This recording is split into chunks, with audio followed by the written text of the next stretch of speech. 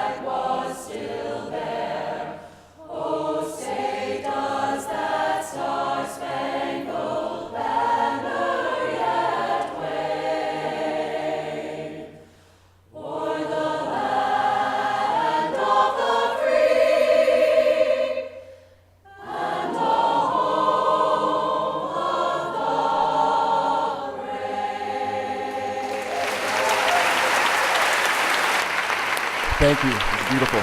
Thank you. Now at this time, let's get things kicked off. Without any further ado, I introduce to you our leader, Dr. Scott Marchloff.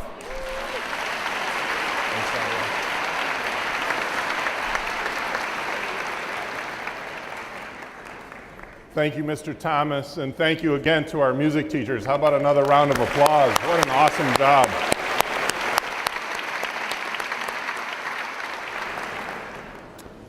We appreciate them sharing their talent with us this morning, and as a reward, there are no seats left. Good morning and welcome back to another great school year. I'm so happy to see all of you back, getting ready to go. I hope you've had a terrific summer, spending time doing things you love to do with the people you love. Now the real fun begins as we get ready to open school next week and welcome back nearly 10,000 students to our classrooms. We begin the year with a sense of purpose and optimism. Starting next Tuesday, every day you walk into your classroom, you have the opportunity to impact a child's life. You have the power to be a hero to someone each and every day. What an awesome privilege.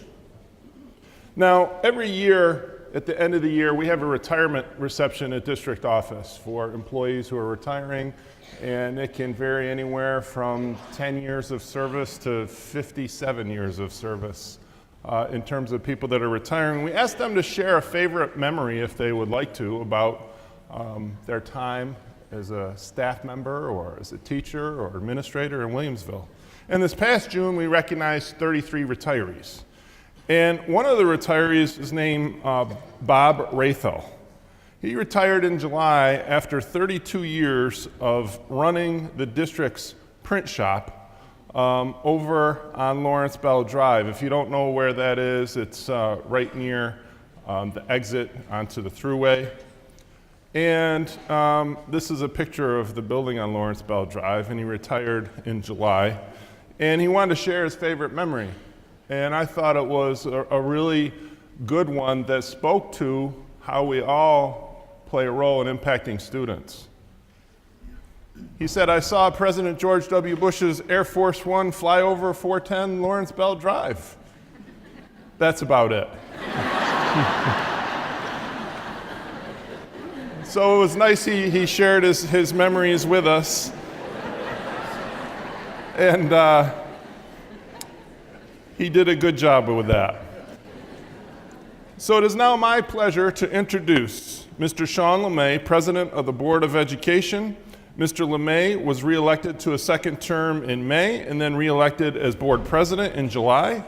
His daughter Madeline is a senior at South High School this year, and his daughter Jessica is a 2008 South graduate and a social worker at Maple West. Please join me in welcoming Mr. LeMay.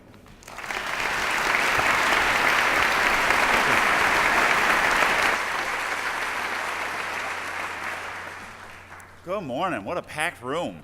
I love it. Welcome back to the best school district in Western New York, right? I hope you all had a good, relaxing, well-deserved summer, enjoying some extra time with your family, your friends.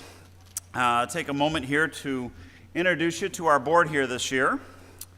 We're starting, if you don't recognize the first person, that's myself. I am the board president again this year. I do run a company here out of Western New York, a sound AV company. And as Dr. Marceloff said, that my youngest daughter, Madeline, sadly is a senior this year, but my oldest daughter, Jessica, who graduated from South in the class of '08, offered us a wonderful gift this past spring. She gave us a little child named Penelope, who will be graduating in the class of 2035.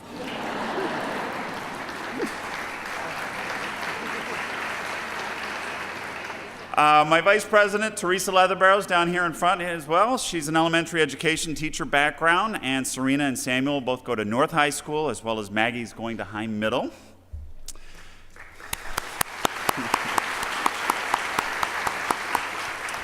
Mary Beeger is our board parliamentarian for the third year. She specializes in instructional support specialist for Kenton schools. She's got 3 children, Aiden, who goes to North, Austin at Heim Elementary, and Ashton, who's in the pre-K program.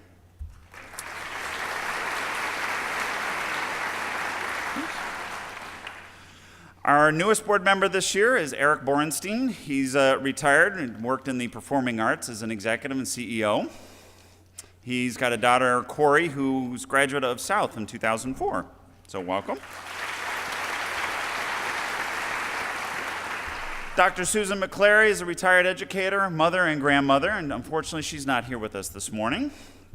And then we've got Mr. Mark Mecca, who's a school psychologist for the Buffalo Public Schools. He's got a daughter then the up-and-coming here, Emily. She's also in the pre-K system.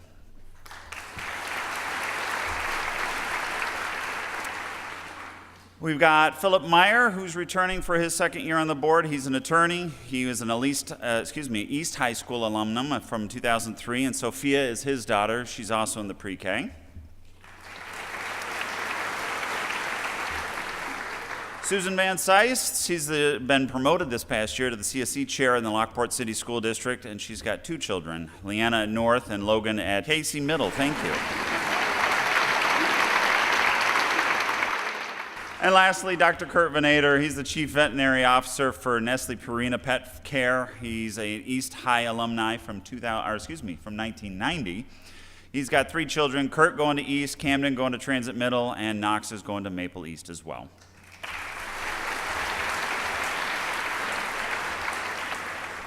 So the board at our last board meeting set its board goals for the year, and I'll share these with you here. Our first and primary goal was that the board, district, and community engagement, the idea of fostering and enhancing relationships while continuing to improve two-way communication with students, family, staff, community, and stakeholders. I find that this is probably one of our biggest goals. We're looking to promote that openness and transparency with the board and the community, staff, teachers, administration. So last year we looked at things like we abolished a policy that prohibited two-way communication with the board, for example. We continued and are continuing this year our community forums. It's an opportunity for parents, students, teachers, members, as well as staff and teachers, hint, hint. Come out, you can have two-way conversations with the board. We will have 2 community forums this year, but it's a completely open dialogue with the board and the community. Our second goal, student achievement, provide the optimal environment for learning, creativity, and engagement by supporting the fundamental educational needs for all of our students. Students are our #1 goal, and we continue to look at new ways to improve and enhance that. So That's always a top priority. Student wellness comes in at number 3 here, supporting physical, mental, and emotional needs of students by providing necessary appropriate resources for wellness programs and initiatives.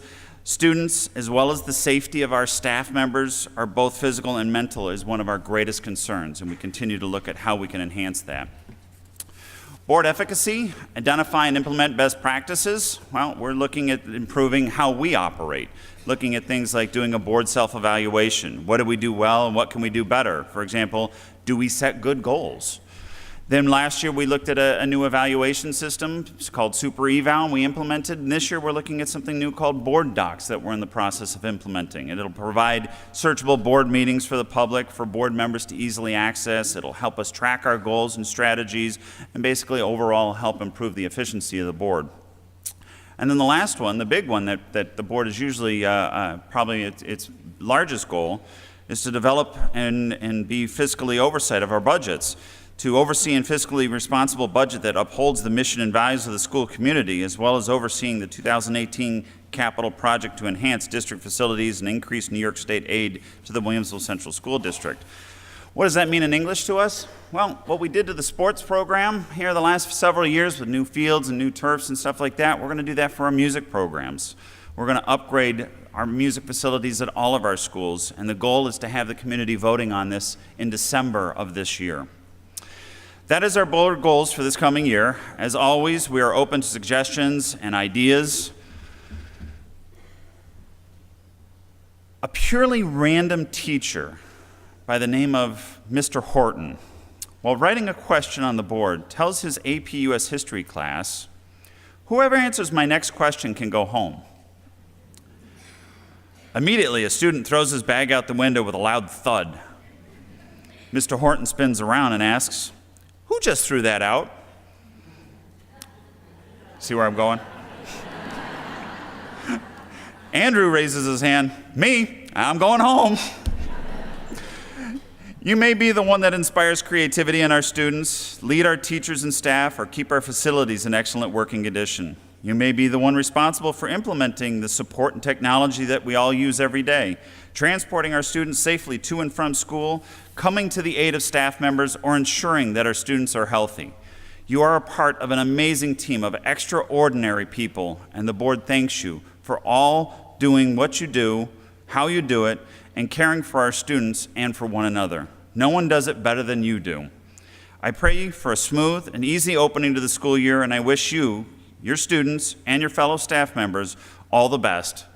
Thank you for making the Williamsville Central School District what it is today, and have a great 2018-19 school year.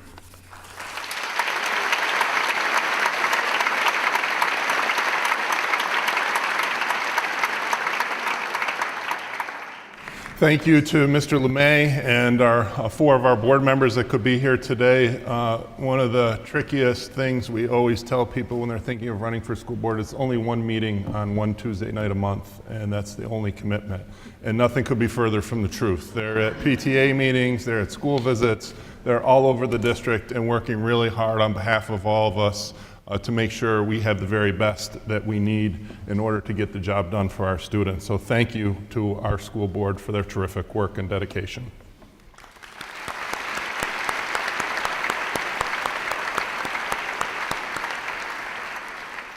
So here in Williamsville, when it comes to education, we generally don't need to turn the world upside down and change things dramatically and turn things over. But we are focused on continuous improvement, asking ourselves as reflective practitioners these 3 questions. What are we doing? Why are we doing that? And how can we do it better? And sometimes the answers to why are we doing that is because we've done that for the last fill in the blank how many years that it's been. But that's why it's important to ask ourselves these questions to figure out ways to do things better. And they can be things in the classroom, they can be things in extracurricular activities, they can be things in arts and music, they can be in athletics, whatever it is that impacts our students' lives. This is an important reflection that we all should make throughout our time working with children. You may have seen that the Buffalo Bills made the playoffs last year. For the first time. There's one fan here, I guess, of the Buffalo Bills. and he or she just clapped. But they finally broke their streak, and they have 3 quarterbacks vying to be the starting quarterback that are playing in the preseason. Unfortunately, the most popular quarterback in Buffalo is Andy Dalton, who's the quarterback of the Cincinnati Bengals. But at any rate, they're all competing for the position. But once you start winning, or once you start being a playoff team, if you will, then what do you do next? Well, you have to, as they say, trust the process. Keep working hard. Keep doing the things that others aren't willing to do. And I think that's what we all do every single day in Williamsville, is trust the process, work really hard, do everything we can to meet the needs of students, communicate well with parents, engage with our community, so on and so forth, to make a truly spectacular educational experience for our students. Now, as we do that, one of our district goals, and I'll go through our district goals throughout today's presentation, is to review our district-wide efforts to engage with our community. What does that mean? Well, what that means is actively seeking feedback from our parents, from our community members, from all of you, from our administrators, from our staff members, all across the district in order to refine district initiatives, really in order to set priorities. This isn't about saying something doesn't get done right, or we don't like this, or we don't like that. It's really about trying to define what our priorities are as a district for the future. Does anyone know last time we did a long-term strategic plan in Williamsville? Now, the administrators should all know this. They took this quiz last week. Whether or not they remembered, I'm not sure. But the last time the board adopted one was 1995. So it's hard to have an idea of where you're going if you don't have any long-term goals of where you want to get to. Because then what you end up doing is just focusing on different areas throughout the year of whoever needs the most, wants the most, or speaks the loudest, sort of gets what they need. So wouldn't it be great to have a plan that defines what we want for the education of all children in our district? And so we're going to be working towards that. We're going to be doing some professional development around goal setting, particularly with our administrators, and continue to gather feedback. We've done surveys, for example, this past year on class rank. Also languages other than English programs that we're looking to expand in the district in the future. And so those are just some examples of what we're doing to try to engage with our community. Now, in the area of instruction, we want to continue to have instructional opportunities that go beyond what a student scores on a test. These include, for example, STEM opportunities, opportunities for kids to be actively involved in things like sources of strength and other things that deal with social emotional learning.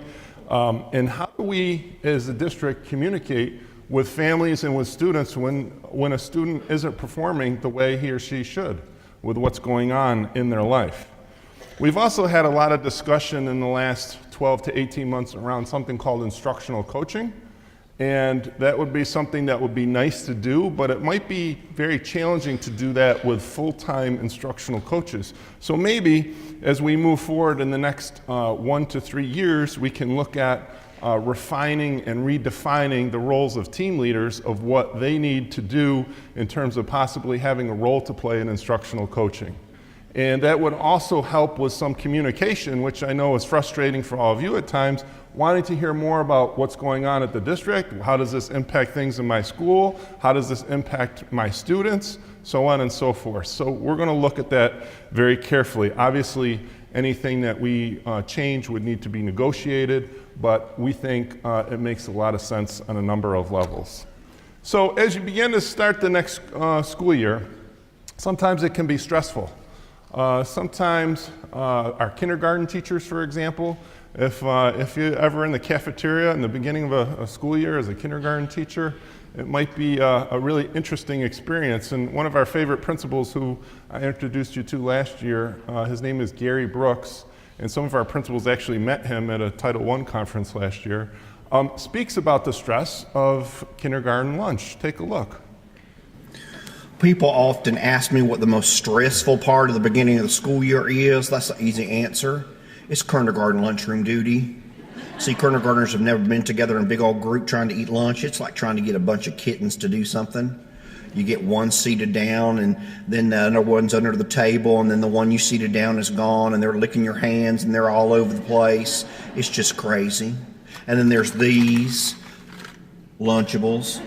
Now, I know these are tasty treats in little compartments, but they are a lunchroom duty nightmare.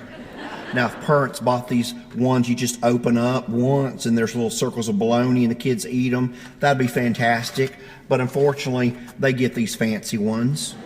And then I get, open my Lunchable. Will you open my pizza sauce? Will you open my pepperoni? Will you open my Capri Sun? Can you open my Nursery Crunch? It just ends up being crazy. Then kindergartners get very excited to talk to you, and they do this, and you sit very patiently waiting, and then they say something so off the wall and random, you don't know how to answer. My grandma's got 6 toes on one of her feet. True story. And I just say, your grandma is so fancy. And lastly, kindergartners want to be your best friend. They are so wonderful. I love them.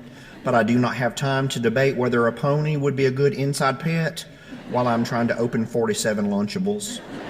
If you want to know stress in your life, come volunteer for kindergarten lunchroom duty.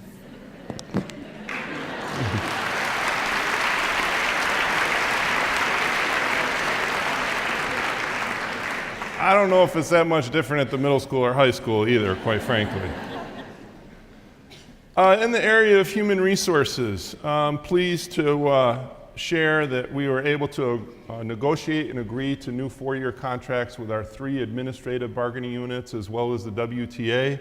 So we're pleased that that took place and was accomplished this past school year. We also have reviewed collaboratively our hiring process for new teachers, and we'll begin soon on reviewing that for our administrators. It's important that it be more clearly defined and then clearly communicated so everyone's on the same page of how things should and can work. And we also, through all of our efforts, we want to become more diverse. We want to increase our level of diversity in all levels of our school district. So we will be focusing on that going forward. I'd like to welcome, we have 21 new teachers so far signed up for this coming school year. Welcome to our faculty members.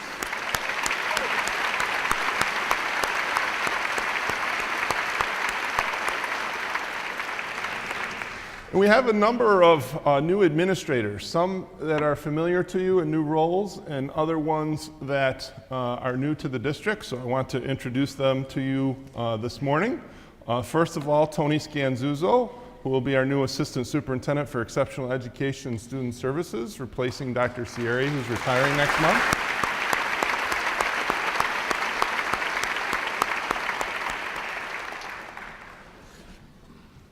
Next, you had a chance to meet him already this morning, if you hadn't before, Andre Thomas, our new principal at North High School.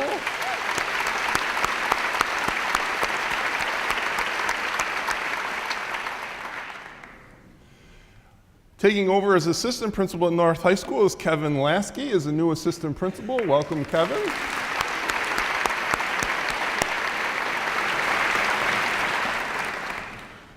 At South High School, taking over as a probationary assistant principal, Mr. Chris McDuffie. Welcome back, Chris.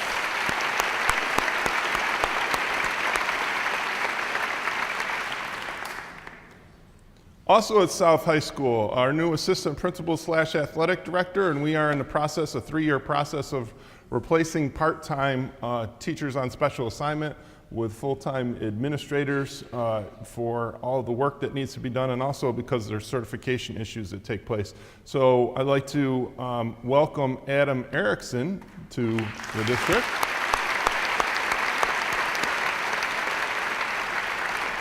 Adam actually was the faculty manager at South High School this past year, so he is a familiar face at South. Also, transportation supervisor Graham Violino. Graham, welcome to your new role.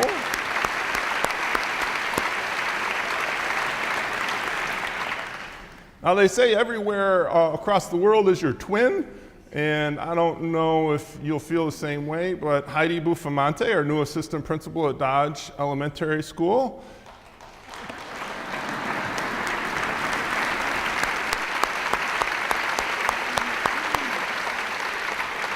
And her pseudo-twin, Lindsay Kubera, who's an assistant principal at Maple West Elementary School. Welcome, Lindsay.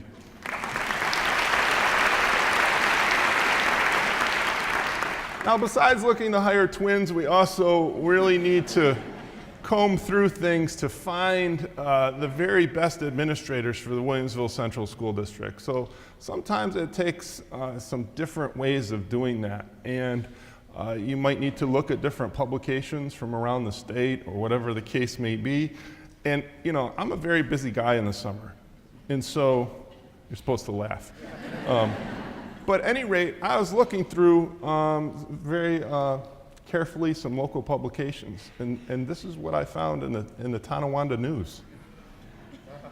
This is for a principal's ballet, where the principal fulfills his promise and stages an all-male ballet for students. What a great thing. Talk about being seen as a human being and connecting with kids. What a great idea for Dr. John McKenna to organize this. And it doesn't stop there because, you know, sometimes you need to get others involved. And Jim Worthington, our librarian at Maple West, took part in this and well. And that's about it, except for one other person. Charlie Smilnich, our Dodge Elementary principal, was also part of it. So you can see how arduous of a task it is to get hired as an administrator in Williamsville. You need to be able to really let your hair down, so to speak. So thank you to you gentlemen for doing such a terrific job in 2005 and here in the Williamsville Central School District as administrators.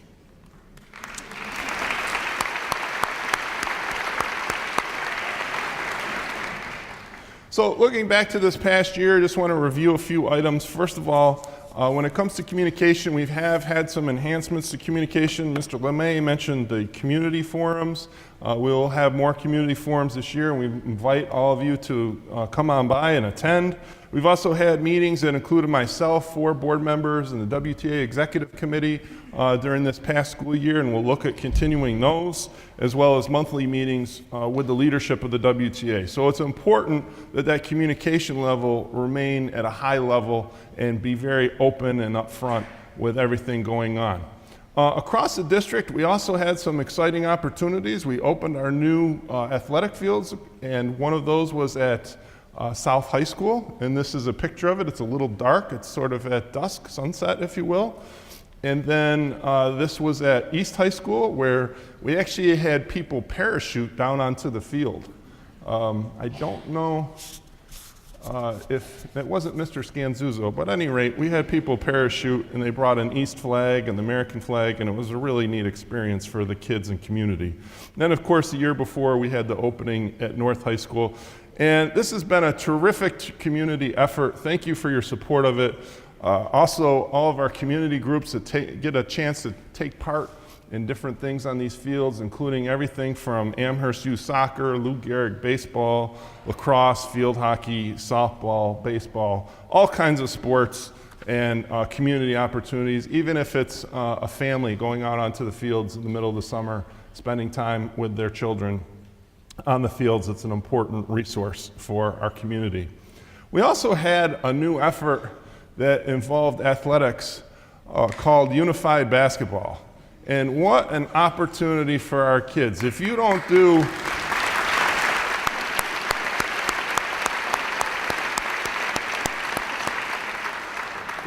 anything else new this coming school year, please, in the spring, go see a Unified Basketball game. It is outstanding to see. And I went to one of these games, and I felt like a really inferior son to my mother and father, and I'll tell you why. One of the student athletes on the team made a basket, immediately, no timeout or anything, ran up into the stands and gave his mom a hug. And it was just such a wonderful thing to see, and I'm like, geez, I should have done that as a kid. You know what I could have gotten away with after that? Mom, remember that hug I gave you? Yes, you've used that for 2 years. It's time to behave yourself. But at any rate, it was just such a wonderful experience to see our kids participating at such a high level. And by the way, they also won the championship. So it was great to see them have such tremendous success.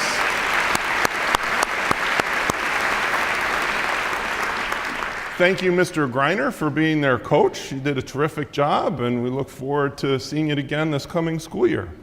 Also, this past school year, we inducted 12 graduates into the Williamsville Wall of Fame. And they come, of course, from each of our 3 high schools. And last year, I kind of joked with you that one of our Williamsville Wall of Fame inductees was dating a famous actor named Ben Affleck. How times change. I don't know if any of you follow it, but unfortunately, Ben lost out. They broke up. He's moved on to rehabilitation. See what happens when you break up with Williamsville girls? I'm going to have to use that when someone comes to pick up one of my daughters for prom. But at any rate, we are very proud with our Wall of Fame induction class for 2017. We had the very first teacher inducted, Captain Tom Hurley, a librarian at East High School. Congratulations, Tom.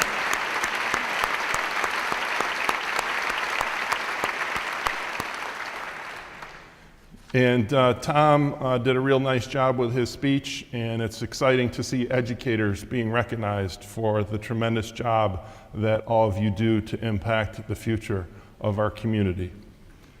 When I look out on our high school graduations, for example, the sea of blue and white or green and gold and red before me is an inspiration. And when I hear the student speeches, I know that we have all done our jobs very well. I want to share some of their words with you this morning, beginning with the South commencement and the call to action made by 2018 graduate John Montgomery, who said, "The world is now ours. We don't just have the ability to change the world, but it's our responsibility to do so." And really that hits home for the impact that our students know that they're going to have on the world going forward in their life. Now also, this school year recently, actually over the summer, we had recognitions of 2 of our schools. Maple West Elementary and High Middle School have been named National PTA Schools of Excellence. Only 278 schools across the country earned the 2-year designation. This is the 3rd consecutive time High Middle has won the award. 4 other Williamsville schools have won the honor previously, including Heim Elementary, Dodge Elementary, Maple East Elementary, and North High School. Not only did Maple West receive the award for the first time, but they also won the National PTA's top honor. The announcement was made August 15th. Let's watch.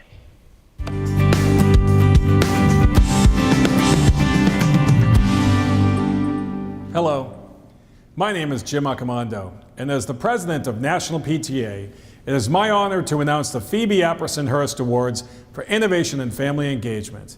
The awards are named after National PTA co-founder Phoebe Apperson-Hurst and recognize the top 3 National PTA Schools of Excellence.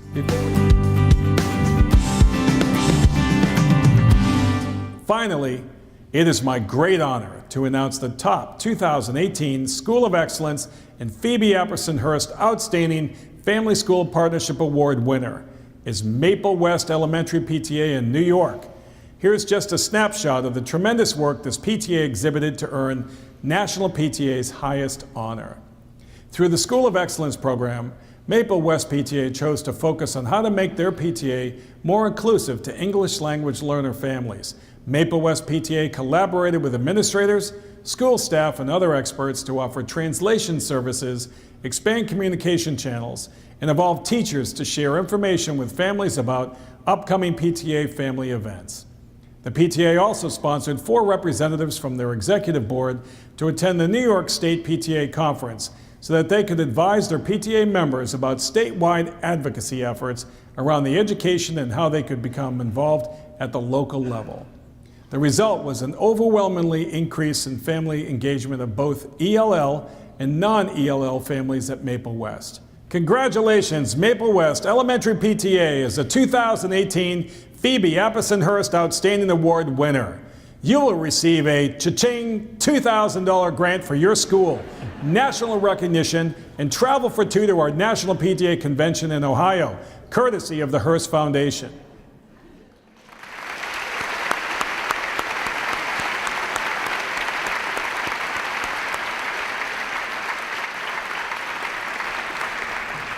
Congratulations to the entire Maple West community on that terrific award. Dr. Galuzzo, I don't know where you're sitting. Oh, there you are right there. Who are you taking with you to this amazing conference in Columbus, Ohio? You don't have to answer that. That's okay. In addition, I want to recognize the fact that it's remarkable that our schools have been educating students since 1893. And this school year marks the 50th anniversary for two of our school buildings. North High School is planning celebrations to coincide with Homecoming Week in early October for their 50th anniversary. And Country Parkway has a special celebration planned for late September. No doubt the celebrating will continue throughout the school year. And now, I am very pleased to introduce this morning's entertainment segment. Get ready to be dazzled. Ladies and gentlemen, the district's high school vocal jazz choir, led by music teachers Catherine Ludwig from South, Maureen Riley from East, and Aaron Young from North. Enjoy.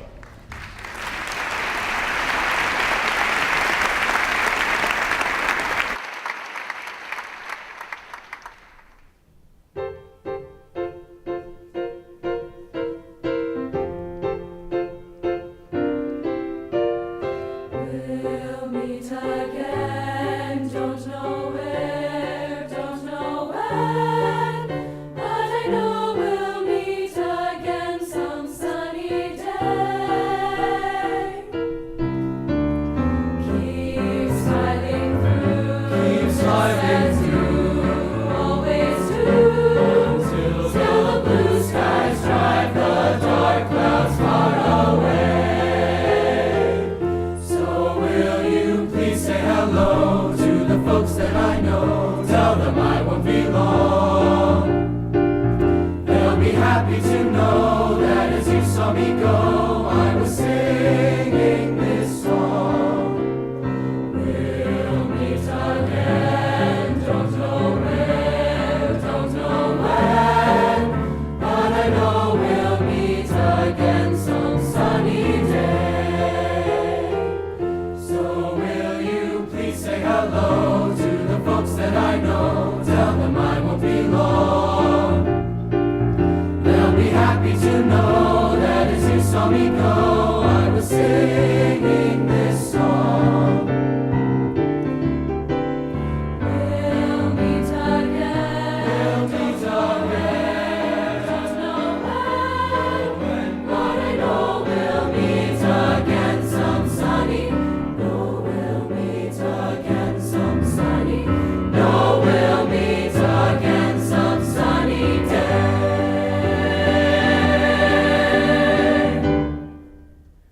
We'll meet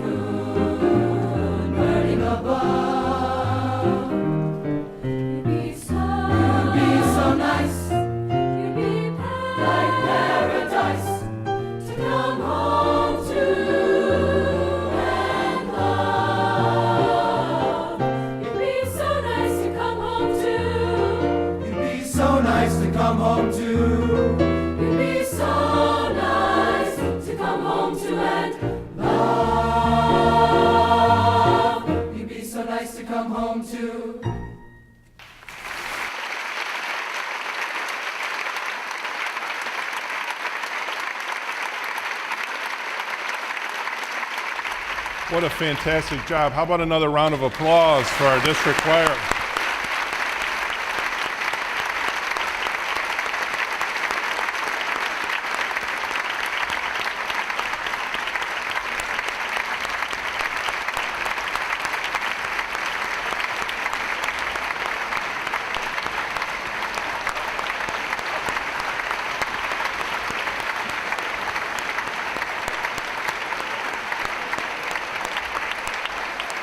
And on that note,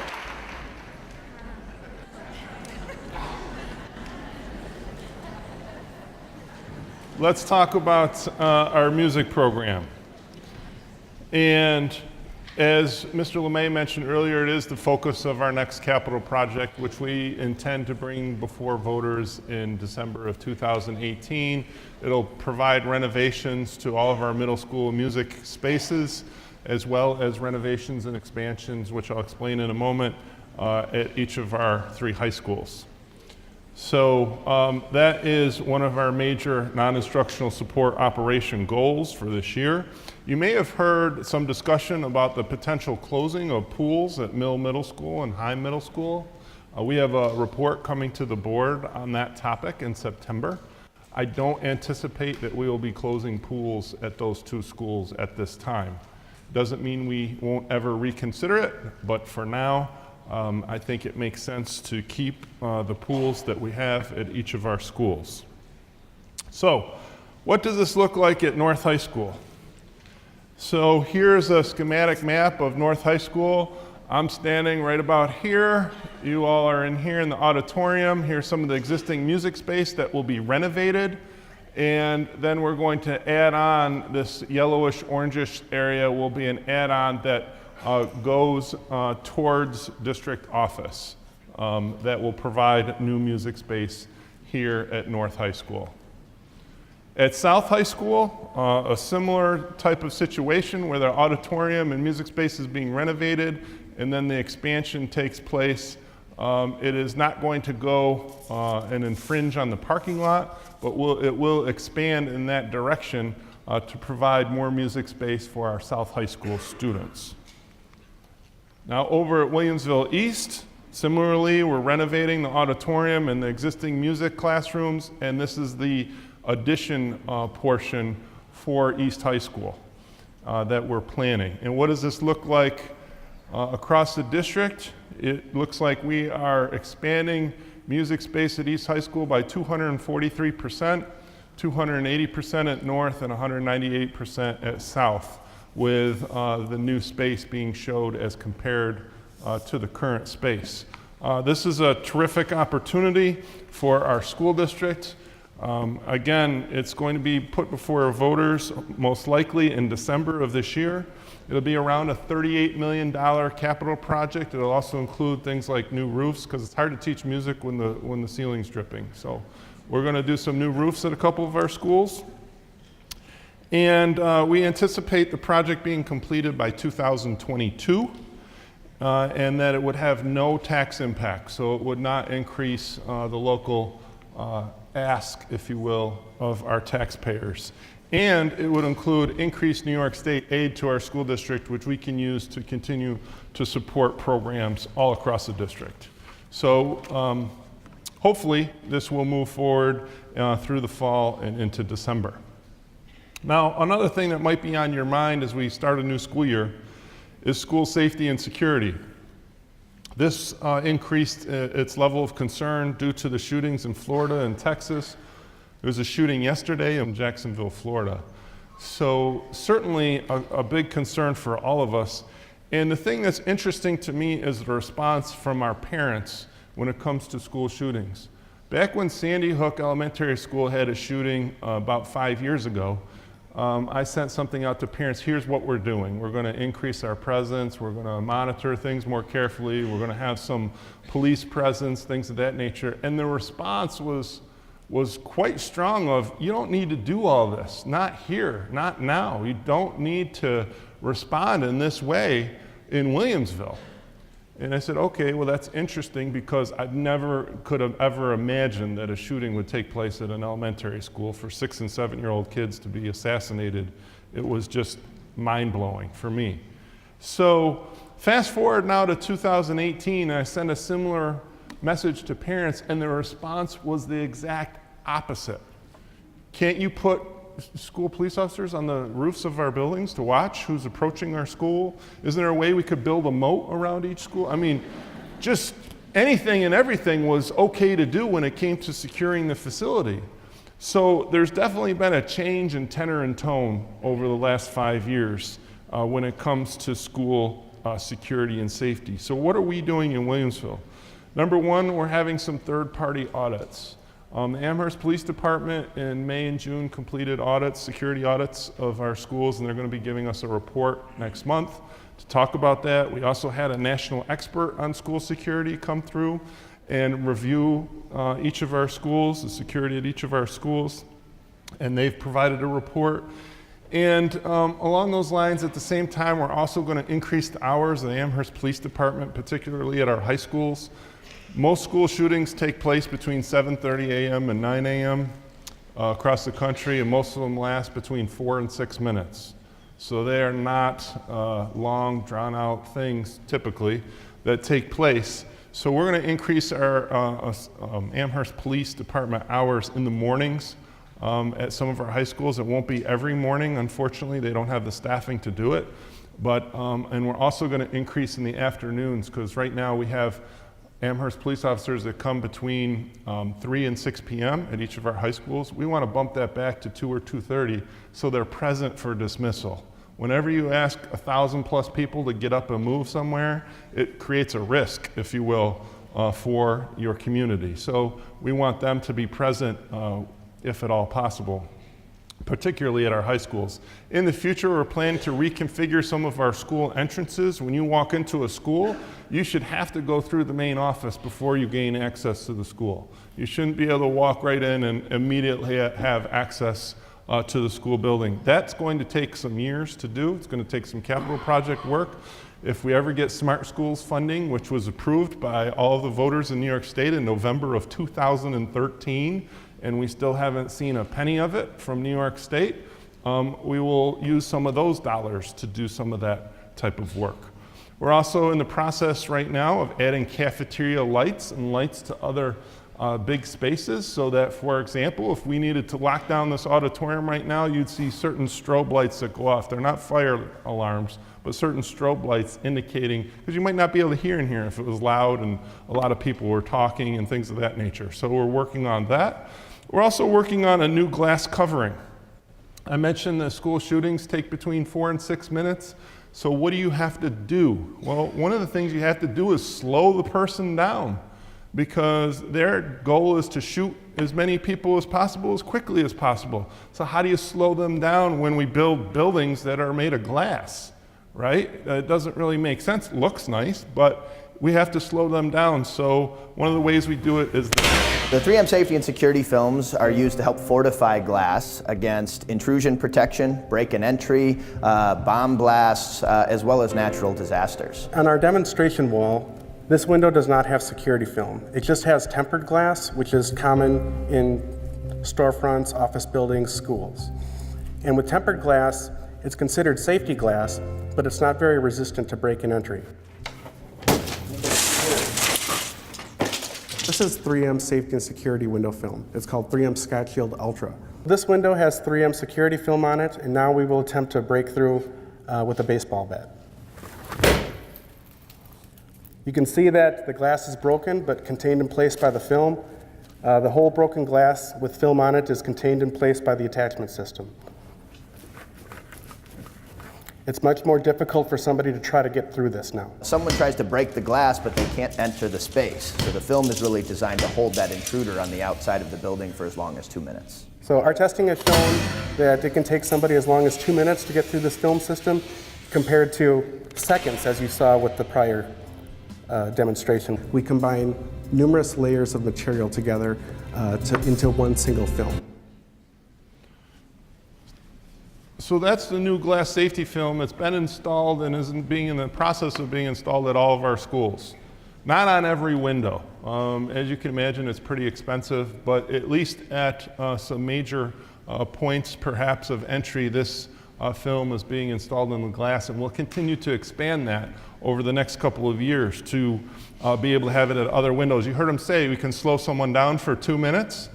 That just saved lives right there if there ever was, unfortunately, a school shooter or some type of horrific situation at one of our schools.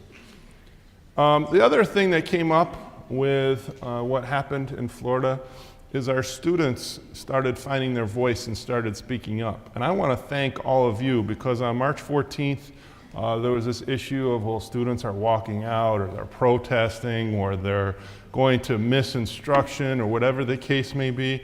This is one of the most important lessons a young person can learn while in school. How to find your voice and speak up when you feel like something isn't right. And they're speaking up saying, please make our schools safer. Please take steps to make us more secure. And you see all the signs. These are the students at South High School on that particular day. And it was just a great thing to say. So thank you for what you did to support our students all across the district for doing that. It also brings up, besides physical security items, what about mental health? What about social emotional learning? We need to continue to focus on that across the district. Suicide has now become the third leading cause of death amongst young people in America. That's pretty eye-opening. It's also something, quite honestly, that's hitting adults, suicide is. So it's important that we all support one another. There are different challenges that happen in all of our lives. Things at home, things with kids, things with whatever the topic might be. So it's important to realize that and be a supportive, positive person for our colleagues. This really is a top priority. Across New York State, every year, New York State Council of Superintendents and Schools puts out a survey. What are superintendents, what are they most concerned with? What are the fiscal challenges, so on and so forth. And last year when they did the survey, the number of superintendents across New York State who said that their number one concern was the social, emotional learning, and mental health of students went up by 75% in 1 year and became the top concern across the state. And I think all of you would agree that it's certainly a big challenge. And what do we do about it? And how do we tap into other resources within our community? It's a huge challenge. So the other piece to this is students need to be committed to a meaningful adult-led activity. If you look at the research from the Secret Service and the FBI, school shooters have 3 things in common. 1, they had access to a gun. Well, hopefully our students, not too many of them have access to a gun, but you never know. 2, they had an unreasonable involvement in violent video games. So they play violent video games way too much all the time. And number 3, they were not connected to any meaningful adult-led activity at school. So now if I go back to slide number 1 about district goals, sometimes I think maybe it should be a requirement for every student to be connected to school in some meaningful way. A club, an activity, arts, athletics, music, whatever the thing is, but be connected to a meaningful adult-led activity. Then a student who has someone they can go to who they can trust. At the elementary school, they can go to their teacher. They trust their teacher, right? So at the middle school and high school, when we start to departmentalize, it becomes more challenging. That's why it's so critical for our students to have that type of a commitment to after-school activities. And the last thing here is students need to be supervised. Things go wrong, folks, when people aren't watching. I worked for a great principal once who said, what gets monitored gets done. So it sounds like a very simple phrase, very simple term, but you got to pay attention to what's going on. I know we all have a million different things pulling at us. We got to get papers graded. We got to plan our lessons. We got to talk to our colleagues. We got to call parents. There's a million and one things going on, but please make an effort this year in your school to volunteer and just supervise children. Just watch them. It's important. They want to know that for their own sense of well-being and their own sense of safety and security, that people are watching what's going on. So, some of our positive prevention includes social emotional learning. Many of you have taken part in the professional development, including mindfulness. And we want to expand social emotional learning and mindfulness PD at the high school level, and we're already doing that this year. Now, I will say I was a little concerned with mindfulness because I was walking through district office one day, and I walked by a conference room, and there's like 50 or 60 of you in there, and the lights are off, and everyone's got their eyes closed. I'm like, what kind of professional development is that? I want to sign up for this. You get to take a rest. But it's important to realize that it's much more than that. And those of you who have gone through the professional development know that and understand how important it is for our children, important it is for ourselves. If we're not our best selves, how can we really help and reach all of our students? And again, it's important to build connections for every student each and every day of the year. One other item we're doing this year, and we haven't trained the principals on this yet, so it's not going to start right in the beginning of the year, but hopefully in September we'll have the training completed, is a robocall system. And this robocall system is going to call you and remind you about PTA meetings, about events at your school, the fun festival, what else? Everything. And you'll be so pleased to get all these phone calls. Obviously, I'm joking. It's only going to be used for safety and security issues. So for example, and this is a made-up example, if you will, at North High School, a student makes a threat on a bus, okay? Mr. Thomas, the principal at North High School, could put out a robocall to all of the faculty and staff members at North High School and give an explanation of what's taking place and what we're going to do to make sure this doesn't happen tomorrow. Or to say, you know what, you might have heard this that happened, we fully investigated, we're going to continue to investigate, but as of right now, it doesn't look like it's something that actually poses a threat. Saying a threat and posing a threat are two different things. So this will be helpful to our communication. We can also do this with parents. So let's say you wanted to send something out, a robocall to all North High School parents, you could do that. Whatever the case may be, we just don't want to overuse it, because those of you who get robocalls know it's easy to just hang up the phone real fast. But it is an effort to improve communication when it comes to safety and security items. Now, at the East High School graduation this past June, graduate Andy Pleasance was one of the student speakers. Andy has multiple disabilities and delivered a powerful speech using sign language and an interpreter. He credited his family, friends, and teachers for helping him discover his potential. The torch he references represents the East Flame. He said, "Carrying the torch for me means choosing kind, choosing understanding, choosing love and acceptance. We will all leave our own sizable impact in the world and in others' lives. We all have the potential to make a difference, to be our fullest selves. Discovering that potential is the greatest gift in life." What an outstanding speech he gave, and how inspirational he was to all of the graduates and guests at the East High School graduation. Thank you, Andy, for that.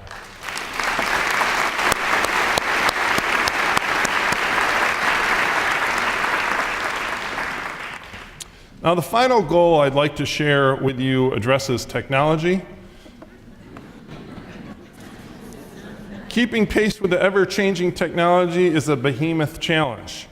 This photo was taken by technology integrator Bobby Hopkins at Dodge Elementary. Last June, kindergartners were captivated by an iPad app called iDinosaur that brought dinosaurs to life using augmented reality. According to Bobby, augmented reality is different from virtual reality, which makes the user feel like he's somewhere else. Augmented reality apps make it look as though the dinosaurs are actually there, in front of you, walking around the desk, and even roaring. So as you can see, this dinosaur is not really there, but it looks like it's there.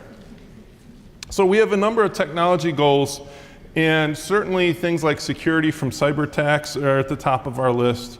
We want to review our device program. Is one-to-one devices still the way to go at all of our middle schools, starting in 5th grade, ending in 8th grade? Would it make sense to look at a cart-based model? What are some different options we can review and look at that make the most sense? And we've also increased our access to Wi-Fi. I don't know if you'll notice, but you should be able to access Wi-Fi easier and better when the school year starts this year. So those are just some of our technology infrastructure goals. And here's one more example of how technology is used by our students. This short video was posted by Bobby on Twitter and has been viewed over 19,000 times. And she didn't even announce a snow day. It shows how a second grader at Maple West made dinosaurs as part of their animal research project on the owl. Nothing new, right? Well, how about the students becoming part of the scene using a green screen and a creative app to immerse them in the animal's habitat? Let's take a look. I'm here in the African forest searching for an owl. Whew, it sure is humid. What is that noise? There's only one animal that makes that noise, an owl. Owls live almost everywhere in the world. Owls have sharp talons to grab their prey. They eat mice, snakes, and small birds. The smallest is the elf owl. It is as big as a cell phone. Owls have 3 stages in a life cycle: egg, owlet, adult. Owlets can't fly, so the mother takes care of them by bringing them food.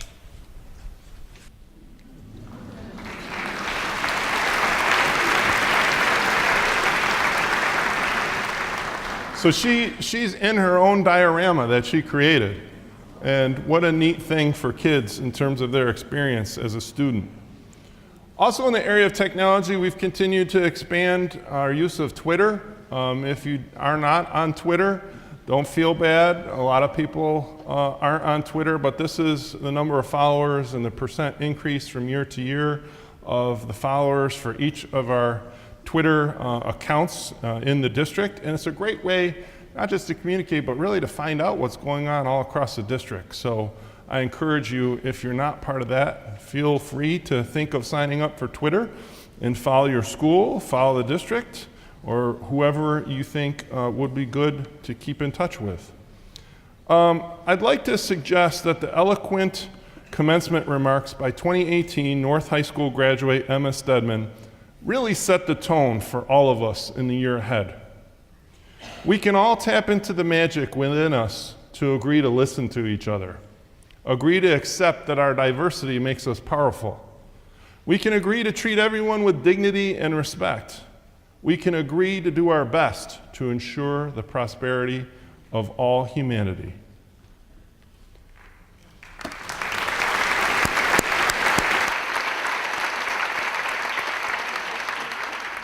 Our goal should be to make an impact every day and to help all students grow their capacity for greatness. You have my complete support and my deepest appreciation for as our students return next week. Thank you for the tremendous job you do, and let's have a terrific opening of school and a fantastic school year.